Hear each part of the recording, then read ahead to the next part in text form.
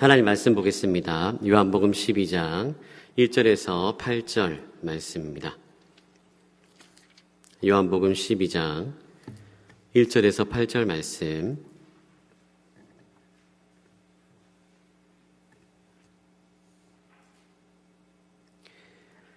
다 찾으셨으면 한 절씩 읽도록 하겠습니다. 6월절 엿새 전에 예수께서 베다니에 이르시니 이곳은 예수께서 죽은 자 가운데서 살리신 나사로가 있는 곳이라.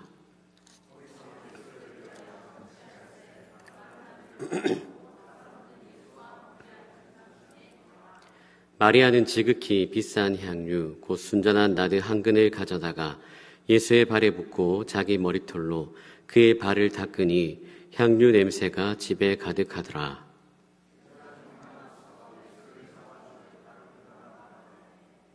이 향유를 어찌하여 300데나리온에 팔아 가난한 자들에게 주지 아니하였느냐 하니,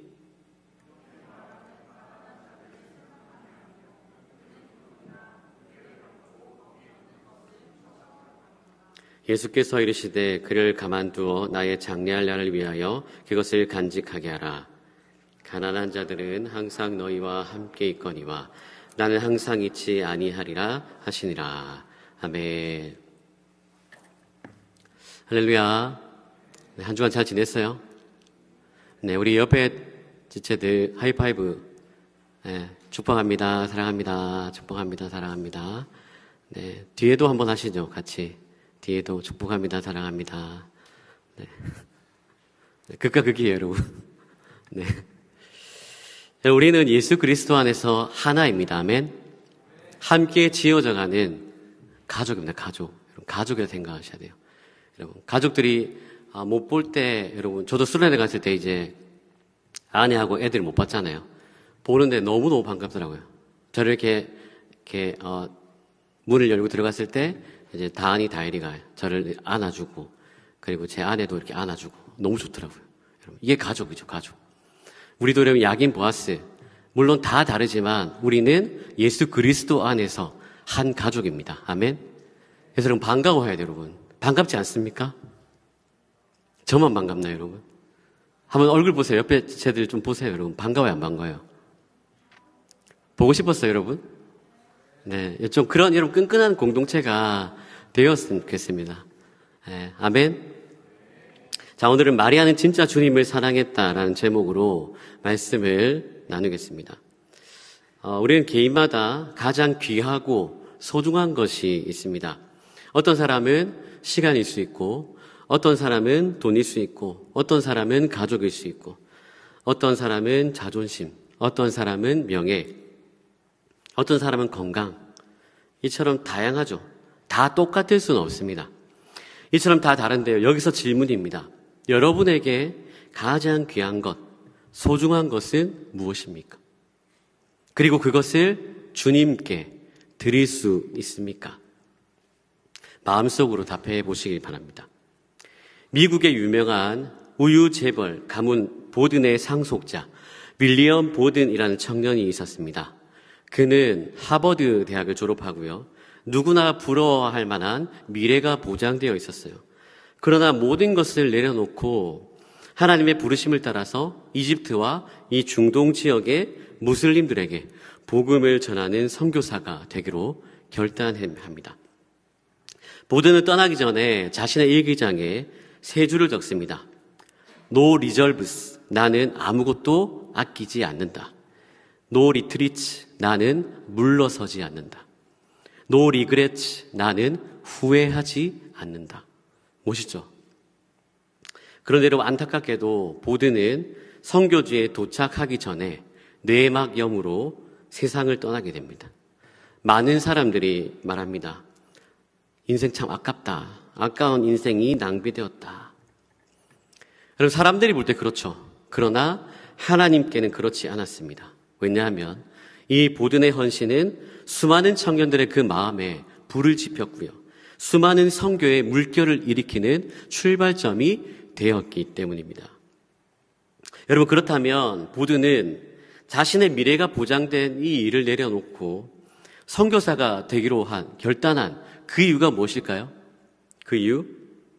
단 한 가지입니다. 주님을 진짜 사랑했기 때문에. 그래서 자신의 가장 귀한 것, 시간, 물질, 생명까지도 아낌없이 드릴 수 있었던 것이죠.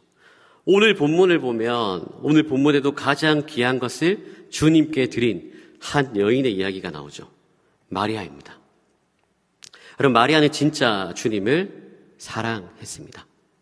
그렇다면 우리는 이 본문을 통해서 마리아의 사랑은 왜 진짜 사랑이었는지, 그리고 예수님이 어떻게 반응하셨는지 그 은혜를 살펴봅니다. 오늘 우리가 이렇게 함께 살펴본 이 요한복음 12장 1절에서 8절은 예수님께서 십자가를 지시기 전에 6일 전이죠. 즉 고난주간이 시작되기 바로 직전에 일어난 실제적인 사건입니다. 그 장소가 어디입니까? 베다니죠.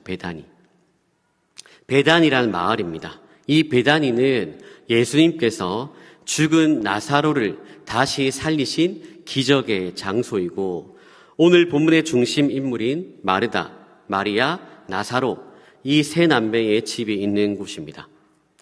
예수님께서 죽은 나사로를 살리신 후에 마르다와 마리아, 나사로가 예수님을 위해서 잔치를 베풀었습니다. 그 자리에는 여러 사람들이 있었어요. 예수님을 위한 잔치에서 마르다는 여전히 일을 열심히 하고 있었습니다. 사람들을 도와주고 필요한 일을 찾으면서 섬겼습니다. 그리고 오빠 나사로는 예수님과 함께 식사를 하고 있었죠.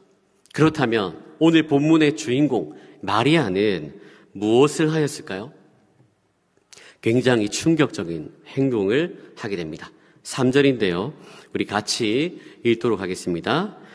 마리아는 지극히 비싼 향유 곧 순전한 나드 한 근을 가져다가 예수의 발에 붓고 자기 머리털로 그의 발을 닦으니 향유 냄새가 집에 가득하더라. 아멘. 마리아가 한 행동이 무엇입니까? 비싼 향유를 예수님의 발에 붓고 자신의 머리털로 예수님의 발을 닦았다는 것입니다. 여러분, 나드 한 근은 약 327에서 340g 정도인데요. 이 순전한 나드는 히말라야 고산지대에서 채취한 귀한 식물의 뿌리에서 추출한 향유입니다. 수입품이고 보관용이 아닌 아주 특별한 날 위에서 쓰는 고급 향유입니다. 마가복음 14장 5절과 요한복음 12장 5절에 보면 이 향유의 가격은 약 300데나리온으로 나옵니다. 1데나리온은 당시 노동자 하루 품삯입니다. 즉 300데나리온은 약 1년치 임금입니다. 현재 우리나라 일용직 노동자 하루 임금을 10만 원으로 잡으면요, 300데나리온 곱하기 10하면 3천만 원. 3천만 원입니다. 마리아가 부은 향유는 오늘날 돈으로 환산하면 약 3천만 원 정도 되는 비싸고 귀한 향유였다는 것입니다. 여러분, 3천만 원 큰 돈이에요? 작은 돈이에요? 여러분 가지고 있어요. 별로 놀라지도 않아요. 여러분, 유대인의 이 잔치 문화에서는 잔치의 주인공이나 귀한 손님이 오면 그 사람의 머리에 향유를 붓는 일이 있었습니다. 그것은 잔치가 무르익은 가장 기쁜 순간에만 하는 특별한 예우였습니다. 그런데 오늘 본문에서 마리아는 예수님의 머리가 아니라 발에 향유를 붓죠. 이것은 당시 사람들 눈에는 매우 이상하고 드문 특별한 행동이었습니다. 그 시대에는 손님의 발을 씻어주는 일이 있었는데 그건 보통 제일 낮은 계급, 하층 계급, 하급 노예가 하는 일이었습니다. 그만큼 낮고 천한 일이었죠. 그런데 마리아는 그것도 모자라서 비싼 향유를 사용해서 자기 머리털로 예수님의 발을 닦았습니다. 마리아의 이런 행동은 당시 사람들 입장에서 보면 도저히 이해할 수 없는, 납득할 수 없는 행동이었습니다. 그런데 여러분, 이 모습을 더 잘 이해하려면 그들의 식사 방식을 아는 것이 필요한데요. 지금처럼 의자에 앉아서 식사하지 않고 그들은 침상에게 옆으로 비스듬하게 기대어서 식사했습니다. 한쪽 팔로 몸을 기대고요, 다른 팔로 음식을 먹었습니다. 이때 발은 식탁에서 멀리 뒤쪽으로 나와 있었기 때문에 마리아가 조용히 다가와서 예수님의 발에 향유를 붓는 것이 자연스럽고 가능했던 것이죠. 아마 마리아는 사람들이 식사에 집중하고 있을 때 조용히 자기 자리에 빠져나와서 예수님 발 곁으로 다가가서 손을 내밀어서 그 향유를 붓고 머리카락으로 조심스럽게 그 발을 닦았던 것입니다. 그리고 3절 후반절에 보시면 이렇게 말씀합니다. 향유 냄새가 집에 가득하더라. 여러분, 마리아의 헌신은 이 혼자만의 은밀한 행동이 아니라 그 사람의 향기가 온 집안에 퍼져 모든 사람에게 영향을 주었습니다. 여러분, 이처럼 우리가 드리는 이 진짜 사랑과 헌신은 혼자만의 일이 아니라 주변 사람들에게도 감동을 주고 은혜의 향기를 흘러가게 만드는 거죠. 여러분, 마리아는 자기의 가장 귀한 것, 아마도 평생을 모아야 할 수도 있는 이 3천만 원 정도의 향유를 아낌없이, 말도 없이, 주저함 없이 예수님께 드렸습니다. 그렇다면 마리아가 예수님께 비싼 향유를 드리고 자기의 머리털로 예수님의 발을 닦은 이유가 무엇입니까? 제목처럼 진짜 주님을 사랑했기 때문입니다. 마리아가 주님을 사랑했다는 의미는 조금 더 나중에 살펴보겠습니다. 그런데 여러분, 마리아의 이런 행동을 지켜본 예수님의 제자가 있었습니다. 누굽니까? 가룟 유다입니다. 가룟 유다. 가룟 유다는 마리아의 이런 행동을 보고요, 비난합니다. 그러면서 어떻게 말합니까? 5절 보시면 이 향유를 어찌하여 300데나리온에 팔아 가난한 자들에게 주지 아니하였느냐 하니, 쉬운 성경본으로 보면 이 향유를 팔아서 그 돈을 가난한 사람들에게 나눠주는 것이 좋지 않냐, 이것은 300데나리온에 해당하는 값비싼 것인데 말이야. 여러분, 가룟 유다의 이 의견, 겉으로 보면 굉장히 합리적이고 도덕적으로 보입니다. 왜냐하면요, 향유가 3천만 원이잖아요. 3천만 원. 이 돈이면 가난한 사람을 정말 많이 도와줄 수 있기 때문입니다. 또한 예수님께서는 공생의 기간 동안 가난한 자들, 소외된 자들에게 관심을 가지시고 함께 하셨습니다. 예수님과 함께 했던 가룟 유다의 입장에서 볼 때 마리아가 예수님께 향유를 부은 행동은 이해할 수도 없고 용납이 되지 않는 것이죠. 그래서 가룟 유다는 이것을 낭비로 여겼습니다. 낭비. 그런데 여러분, 여기서 궁금한 것이 있습니다. 가룟 유다가 마리아에게 한 말, 이 향유를 팔아서 가난한 사람들을 도왔으면 좋았을 텐데, 과연 이 말이 가룟 유다의 본심이었을까? 진심이었을까? 정말로 가난한 사람들을 생각해서 한 말이었을까? 아니면 겉으로 멋있게 말했지만 속으로는 다른 꿍꿍이가 있었던 건 아닌지, 이게 궁금해요. 오늘 본문 6절은 이렇게 말씀합니다. 우리 같이 읽어볼까요? 이렇게 말하면 가난한 자들을 생각함이 아니요, 그는 도둑이라 돈깨를 맞고 거기 넣는 것을 훔쳐가미러라. 아멘. 도둑은 여러분 누굽니까? 은밀하게 훔치는 자, 도둑질하는 습관을 가진 자라는 의미입니다. 이것은 여러분 단순히 실수나 한 번의 잘못이 아니라 지속적이고 습관적인 탐욕의 사람을 의미합니다. 훔쳐갔다는 것은 계속 들고 갔다는 것이죠. 유다는 어떤 사람이죠? 돈에 미친 사람입니다. 돈에 환장한 사람입니다. 돈에 대한 탐욕으로 가득 차 있는 사람입니다. 유다의 진짜 목적이 뭐죠? 돈을 모으기 위한 것이 목적이에요. 여러분, 유다는 예수님의 12제자 중에 한 명이었죠. 특별히 돈을 관리했습니다. 회계였습니다. 회계. 그런데 그 돈에서 손을 대면서 은밀하게 돈을 조금씩 가져갔다는 것이죠. 여러분, 돈에 미쳐 있으면 어떻게 될까요? 모든 것이 돈으로 보여요. 돈으로. 여러분, 제가 돈에 미쳐 있어요. 그럼 뭐로 보일까요? 사람으로 안 보이고 돈으로 보여요. 여러분, 돈으로. 돈에 미쳐 있으니까 마리아의 행동을 뭐로 봐요? 낭비로 보고, 낭비로. 그러므로 유다는 가난한 자를 걱정하거나 생각하고 도와주려고 한 것이 아닙니다. 하는 척을 한 거예요. 하는 척. 하는 척. 겉으로는 도덕적인 척, 신앙이 좋은 척, 믿음이 좋은 척, 거룩한 척을 하였죠. 그런데 그 내면을 보니까 유다의 중심은 뭐죠? 탐욕, 이기심, 위선으로 가득 차 있었다는 겁니다. 여러분, 우리가 반드시 기억해야 할 것이 있습니다. 사람은 속일 수 있는데요, 하나님은 절대로 속일 수 없습니다. 왜냐하면요, 사람은 외모를 보지만 하나님은 뭘 보시죠? 우리의 중심을 보시기 때문입니다. 중심을 너무나 정확하게 꿰뚫어 보시기 때문입니다. 여러분, 하나님 살아계십니다. 믿으십니까? 하나님 살아계신다고요. 하나님은 불꽃 같은 눈동자로 우리의 일거수일투족을 다 지켜보고 계십니다. 쉽게 말해서 하나님은 CCTV처럼 여러분들이 어떤 행동을 하는지, 무슨 생각을 하는지 다 알고 계신다는 거죠. 여러분, 하나님을 속일 수 있다라고 생각하는 것 자체가 교만입니다. 교만. 여러분, 하나님이 가장 싫어하는 것이 무엇일까요? 신앙생활을 하면서 가장 조심해야 될 것이 무엇일까요? 척하는 거예요. 척. 여러분, 우리는 날마다 하나님의 말씀이라는 이 거울 앞에서 나 자신의 모습을 보면서 척하면 안 돼요. 특히 모태신앙이다 보면요, 여러분, 이 척하는 신앙이 굉장히 익숙해질 수 있습니다. 여러분, 익숙해지다 보면 아무렇지도 않고 이게 죄인지도 모르고 하나님이 싫어하시는지도 모르는 거죠.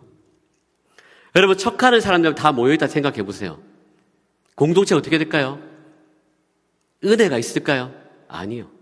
여러분, 지금 청년들이 고민을 많이 합니다. 어떤 교회 가야 될지. 여러분 같으면 어떤 교회 가고 싶어요?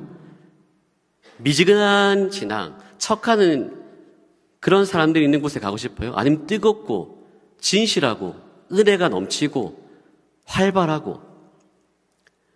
여러분, 우리가 이 마지막 시대를 살아가면서 회복해야 될 것이 있어요, 여러분. 우리가 여러분 살다 보면 믿음으로 살 때도 있지만 그렇게 살지 못할 때가 참 많습니다. 저의 고백입니다, 사실은. 여러분도 마찬가지고요. 그럼 여러분, 우리가 매주 수련회를 하는데 수련회 때만 막 빡시게 기도하고 회개하고 이게 아니에요. 예배 자리에 나와서 수련회가 이어져야 돼요. 이곳에서 뭐 해야 돼요? 회개해야 돼요, 회개. 하나님, 내가 그렇게 살려고 했는데 그렇게 살지 못했습니다. 정직하게 하나님께 고백하고 겸손한 마음으로 하나님 앞에 은혜를 구할 때 하나님이 용서해 주시고 다시 한번 회복하게 하시는 겁니다. 아멘? 근데 여러분, 우리는 여러분 너무 화려한 것에 여러분 이렇게 섞여 있는 것 같아요. 나 자신의 모습을 잘 못 볼 때가 참 많습니다.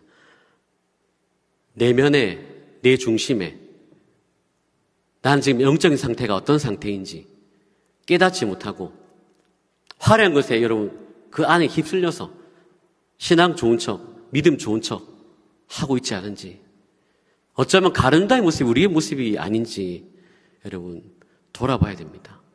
하나님이 원하시는 것은 여러분 정직한 사람. 여러분, 다윗이 왜 하나님 앞에 너는 내 마음에 합한 사람이라고 인정받았을까요? 다윗의 위치가 뭐였습니까? 왕이었습니다. 왕. 모든 사람이 지켜보고 있잖아요. 그런데 다윗이 뭐 했죠? 밧세바를 범죄하고 나단이 와서 물었을 때, 죄를 이렇게 지적했을 때 그 앞에서 인정했습니다. 여러분, 무릎 꿇었어요. 나는 죄인입니다. 내가 그 죄를 범했습니다. 그게 시편 51편이잖아요. 여러분, 하나님 앞에 좀 정직합시다. 척하지 말고. 여러분, 저도 목사지만 저도 여러분, 제가 척한다 생각해 보세요. 여러분들 어떻게 할 것 같아요? 잘 지도할 수 있을까요? 영적으로? 여러분, 그 공동체 묻어집니다. 화려한 것에 속지 마세요. 나의 신앙을 날마다 점검해야 돼요. 돌아봐야 돼요. 하나님 말씀이란 거울 앞에서 돌아봐야 돼요.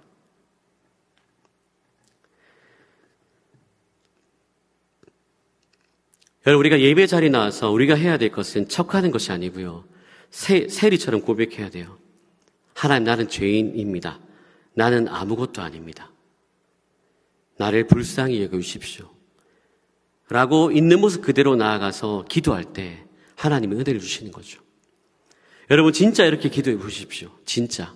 수련회 때만 빡시게 기도하지 마시고, 수련회 여러분 잠깐 이벤트가 아니잖아요. 중요한 건 뭐죠? 우리 예배입니다. 예배.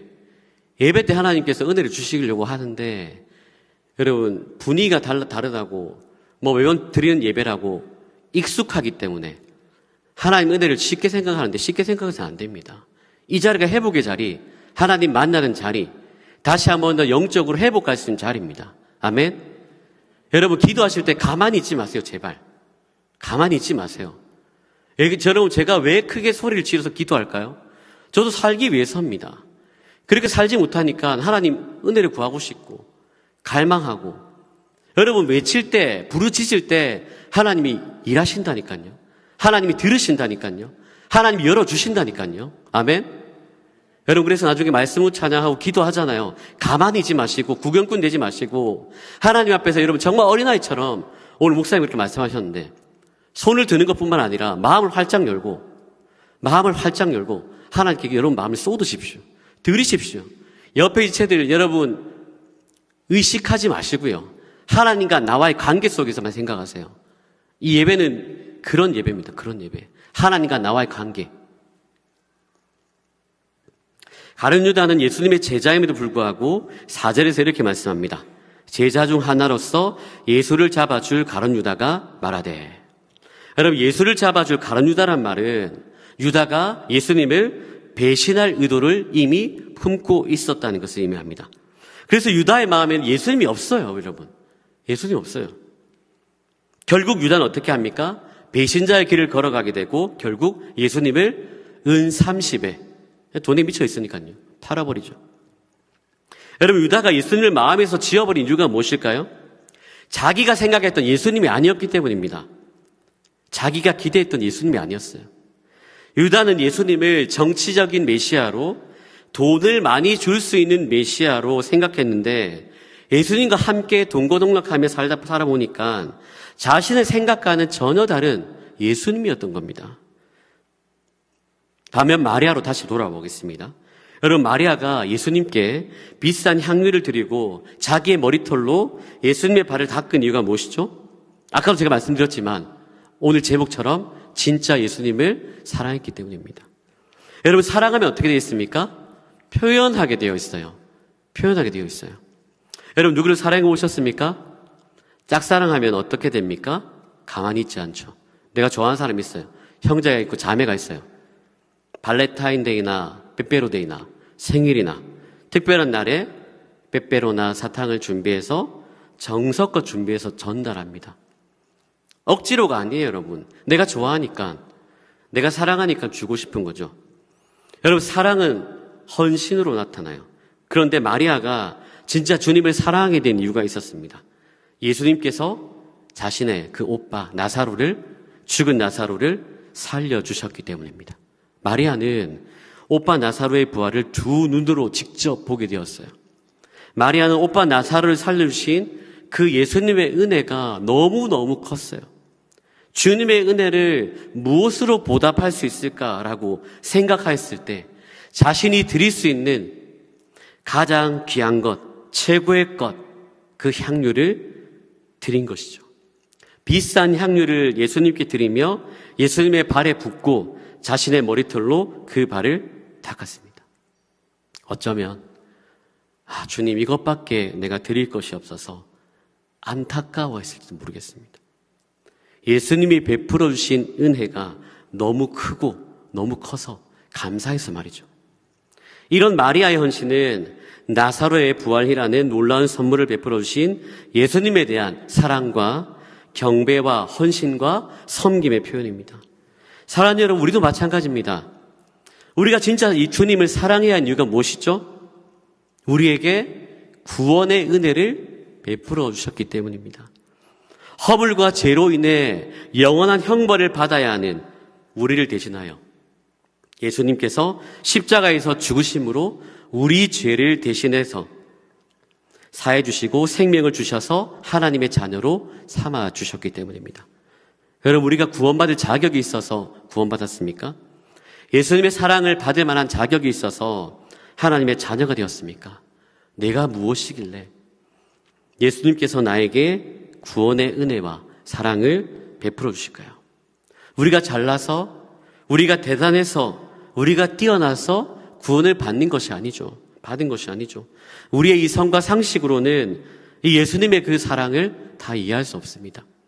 구원은요, 하나님의 은혜이며 하나님의 선물입니다. 구원의 은혜를 베풀어 주셔서 하나님의 자녀가 되게 하신 것이 여러분 얼마나 큰 은혜며 축복입니까? 이 구원의 은혜를 기억하며 감사하며 마리아처럼 진짜 주님을 사랑하시길 축복합니다. 사랑하는 여러분, 마리아처럼 주님을 진짜 사랑한다면 우리도 가장 귀한 것을 주님께 드릴 수 있어야 됩니다. 그렇다면 오늘 우리가 주님께 드릴 수 있는 향유는 무엇일까요? 여러 가지가 있지만 청년의 때에 훈련해야 할 두 가지가 있습니다. 첫째로 시간을 주님께 드리는 훈련을 해야 됩니다. 마리아는 예수님의 발 앞에 시간을 드렸어요. 사람들이 바쁘게 움직일 때 조용히 예수님 앞 곁에 앉아 있었습니다. 그 시간이 헌신이었고 사랑이었고 예배였습니다. 청년의 때는 가장 바쁜 시간이기도 하지만 동시에 가장 자유로운 시기입니다. 그러나 시간이 많다고 해서 주님께 드리는 시간이 많아지는 것은 아니죠. 여러분은 하루 24시간을 어떻게 사용하고 계십니까? 수많은 이 시간 중에 주님께 쏟는 시간이 따로 없다면, 주님과 교제한 시간이 따로 없다면 주님의 사랑이 식어져 갈 수밖에 없어요. 구원의 은혜와 감격함을 잃어버릴 수밖에 없습니다. 이건 주님을 사랑하는 것이 아니죠. 반드시 주님과 교제하는 시간을, 주님 앞에 머무는 시간을 확보하셔야 됩니다. 주님이 우선순위가 되도록 결단하셔야 돼요. 훈련하셔야 돼요. 시간을 주님께 드릴 때 주님을 사랑하는 마음은 점점 더 뜨거워집니다. 순종을 주님이 기뻐하시는 거죠.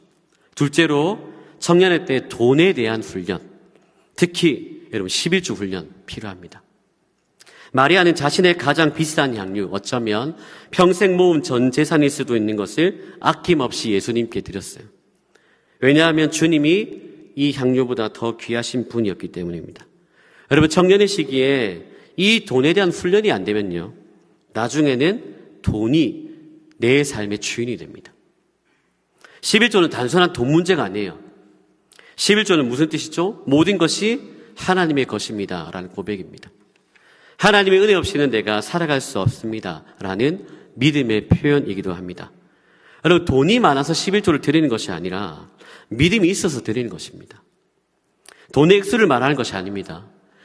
예를 들어서 내 수입이 10,000원인데요. 10분의 1이면 얼마죠? 1,000원입니다. 1,000원. 1,000원 드리는 것 여러분 어렵지 않습니다. 그렇죠? 드릴 수 있어요. 훈련되어지면요, 액수가 커져도 하나님께 구별하여 드릴 수 있습니다. 그런데요, 11조에 대해서 훈련하지 않으면 어떻게 되죠? 쉽지 않습니다. 액수가 크니까요, 아까워합니다. 1,000,000원을 벌었어요. 11조 얼마 해야 됩니까? 100만 원. 여러분, 100만 원이 큽니까? 작습니까? 대답이, 네, 크죠? 청년의 때 크죠? 여러분.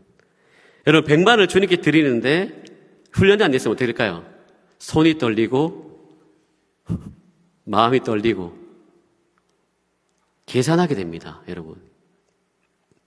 그러면 하나님께 드리는 것이 쉽지 않죠. 여러분, 주님께 드리는 훈련은 사랑의 훈련입니다. 마리아는 말 없이 드렸죠.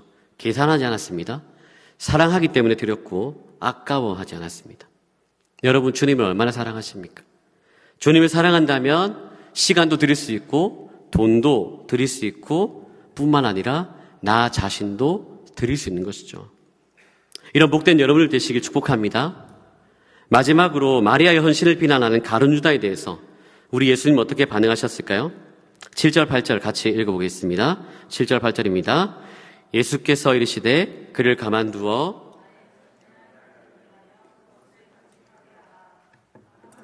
항상 너희와 함께 있거니와 나는 항상 잊지 아니하리라 하시니라. 아멘. 여러분, 예수님은 마리아를 꾸짖지 않으셨습니다. 마리아의 편에 서셨고 마리아의 행동을 변호하셨습니다. 예수님은 그를 가만두어라 라고 하시면서 마리아의 행동을 단순한 감정적인 표현이 아니라 예수님의 장례를 준비하는 믿음의 행위로 인정해 주셨다는 것입니다. 여러분, 마리아가 정말 예수님의 죽음을 미리 알고 향유를 부었는지는 확실하지 않습니다. 그러나 중요한 것이 있습니다. 마리아는 주님을 사랑하는 그 마음으로, 감사와 사랑의 마음으로 헌신했다는 것입니다. 마리아의 행동은 이 죽은 오빠 나사로를 살려주신 예수님에 대한 깊은 감격이 있었고 그 은혜에 보답하고 싶은 사랑의 표현이었습니다. 예수님은 이런 마리아의 사랑을 내 장래를 위한 것이다 라고 받아주셨습니다. 예수님 이 사건을 통해 다시 한번 십자가 죽음을 말씀하십니다. 그리고 그 위대한 죽음을 알리는 일에 마리아의 헌신이 쓰입니다. 예수님의 죽음은 인류를 위한 대속의 죽음이죠. 마리아는 그 죽음을 미리 준비하는 자로 사용되는 겁니다. 그러므로 예수님은 마리아의 행동을 아름답다 하셨고 복음이 전파되는 곳마다 이 여인의 이야기도 함께 전해질 것이다 라고 말씀하셨습니다. 마가복음 14장 9절에 보면요, 우리 같이 읽도록 하겠습니다. 마가복음 14장 9절입니다. 내가 진실로 너희에게 이르노니 온 천하에 어디서든지 복음이 전파되는 곳에는 이 여자가 행한 일도 말하여 그를 기억하리라 하시니라. 아멘. 여러분, 마리아의 헌신은 성경에 이렇게 기록되어 있어요. 여러분, 이 얼마나 영광스러운 일입니까? 스코틀랜드의 유명한 신학자 마르쿠스 도주는 이렇게 말합니다. 주님께 드리는 사람은 현재의 이익을 잃어버린 것 같으나 영원을 위해 보전하고 있다. 부활을 보전하고 있다. 무슨 말이냐? 주님께 드리는 사람은 당장은 손해보는 것처럼 보여도 사실은 영원한 보물을 하늘에 쌓고 있다는 것입니다. 여러분, 믿으시기 바랍니다. 헌신은 여러분 낭비가 아니에요. 세상 사람들은 여러분의 예배를 낭비라고 말할 수 있습니다. 그 시간에 아르바이트나 하지, 공부나 더 하지, 교회에 왜 그렇게 시간을 많이 쓰고 헌금은 왜 그렇게 많이 하냐 라고 말할 수 있습니다. 그러나 기억하십시오. 예수님께 드리는 모든 헌신은 낭비가 아닙니다. 마리아가 드린 향유의 냄새가 온 집에 가득했던 것처럼 우리가 주님께 드리는 이 작은 헌신도 교회 안에, 가정 안에, 직장 안에, 학교 안에, 세상 속에 은혜의 향기로 퍼져갑니다. 세상은 낭비라고 하지만 하나님은 그 향기를 받으시고 기쁘게 쓰시는 것이죠. 그러므로 지금 이 자리에서 주님을 진짜 사랑하는 헌신을 해보시길 바랍니다. 주님이 받아주십니다. 주님이 기억하십니다. 주님이 영광 받으십니다. 이런 복된 여러분들 되시길 주님의 이름으로 축복합니다.